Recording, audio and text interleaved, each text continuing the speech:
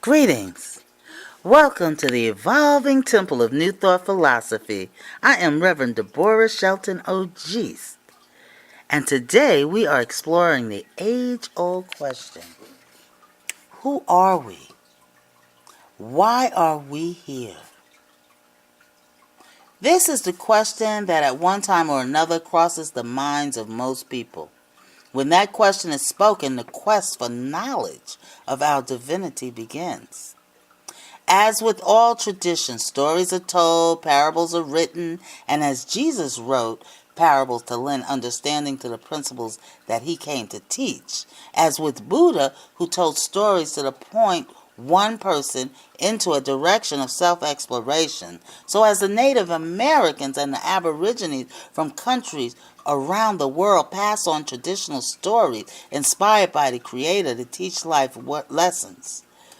Well, in the tradition that God is within me, as within all beings, I have allowed the Spirit that is within me to write a parable. I'm going to recite the parable and then explain the teachings that is behind my parable. The title of my parable is Who Am I? Why am I here? When I was a child, I asked, Mommy, who am I? Why am I here? And she responded, Baby, you are love because God is love.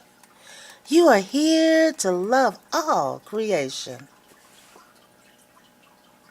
When I was a teen, I asked, Ma, who am I? Why am I here? Why does it have to hurt so much? Sweetheart, she replied, God is love. Therefore you are love. You are here to receive love and give love unconditionally. It hurts because you love with conditions. When I was a young adult, I asked, Mother, who am I? Why am I here? What is my true purpose in life? She said, Dear, you are God, and God is you. You are the sum total of all there is, all there was, and all that there will be. You are here to be love, to be peace, to use your gifts to make your part of the world better because you are here. When I was older and my mother had gone on her way, understanding the power of me, I began to say, I am the I am. I am the blooms of the flower in the spring. I am the colors of the leaves in the fall. The green grass of the summer and the snow as it falls in the winter. I am the I am. I am the waves of the ocean, the gazelle that runs through the plains of Africa. I am the jungle in South America, the peaks of the mountains of Iceland. I am the rolling plains of Ireland. I am the I am. I am the sun who bears down on the equator, the stars that twinkle over the desert. I am the I am. I am the moon as it shines on a sleeping baby's face. I am the ultimate love that reaches from the ends of all universes to the depths of the earth. The love that connects me with all creation. I am peace, the peace that enters the soul and expands into the land. I am the I am, all that there was, all that there is, and all that there will be. Behind me, I hear movement. I turn around and a small voice says, Mommy, who am I? Why am I here? I smile at my sweet child and say, baby, you are loved because God is love. You are here to love all creation. And another journey begins. And so it is. Who am I is a question that we ask on many levels. The material level, the physical level, and the spiritual level. In this parable, the mother is the divine creator and the child is the seeker of truth. When we journey through our spiritual understanding of our divine identity, we come to this question many times on our journey. And as we grow and understand the answer, it takes us to more questions. On each plateau of our quest, we ask the question, and when the question is asked, the response comes to us at the point of consciousness of the askee, the place where we can understand and grow.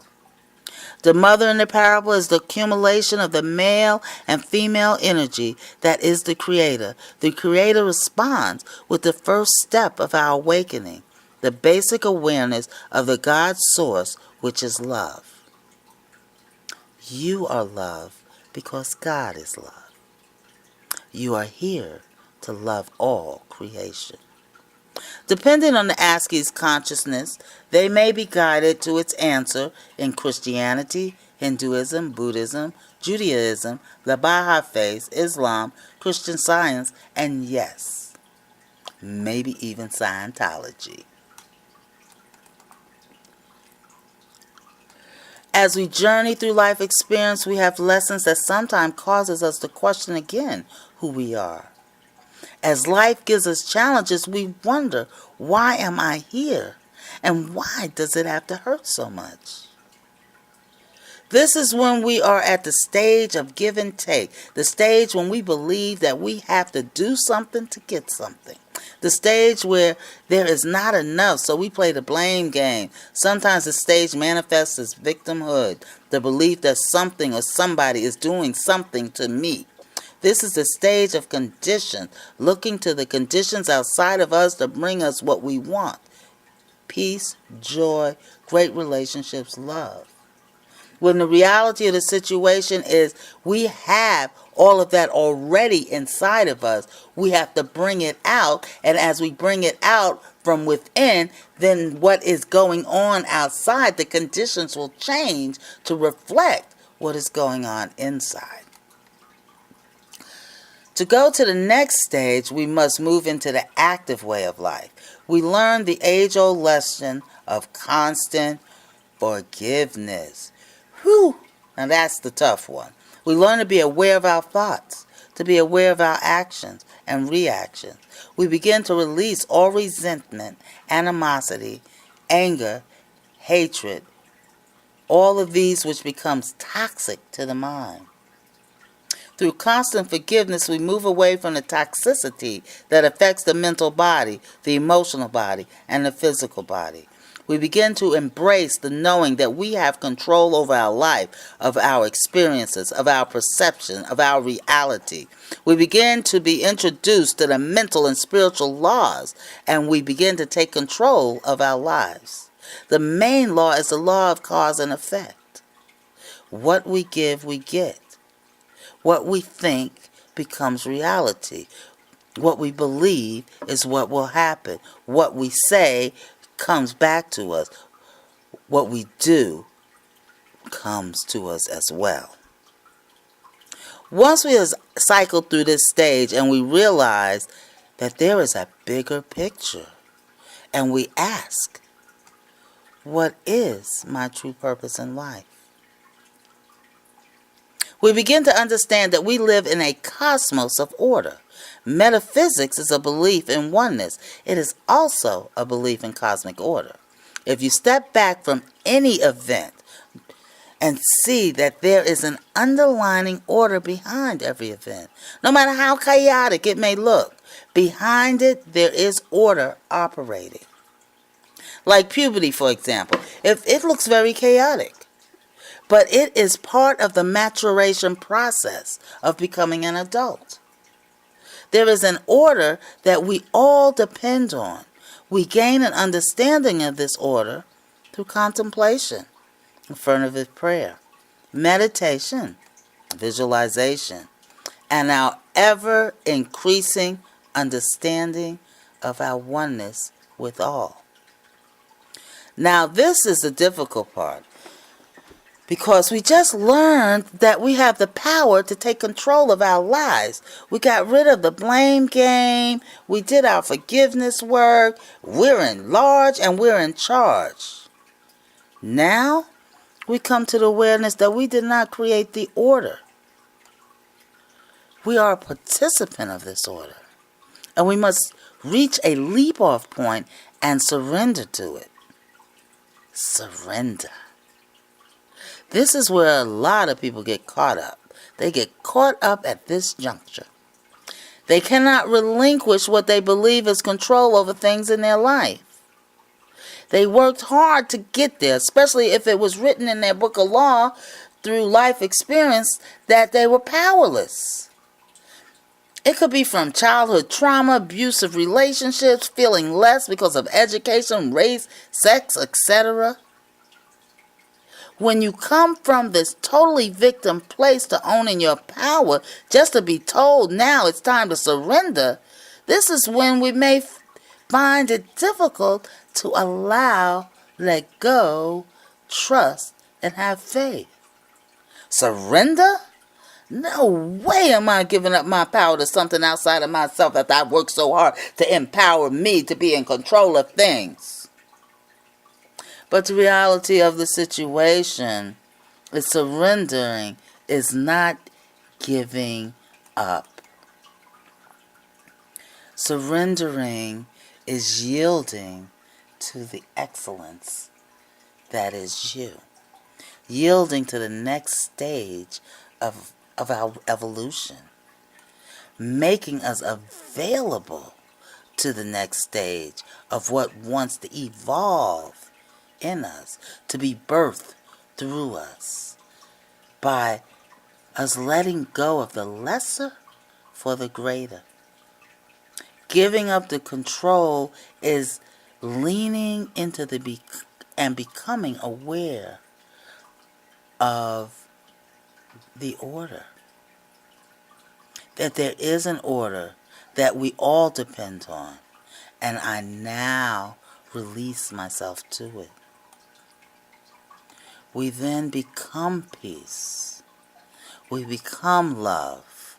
We become one.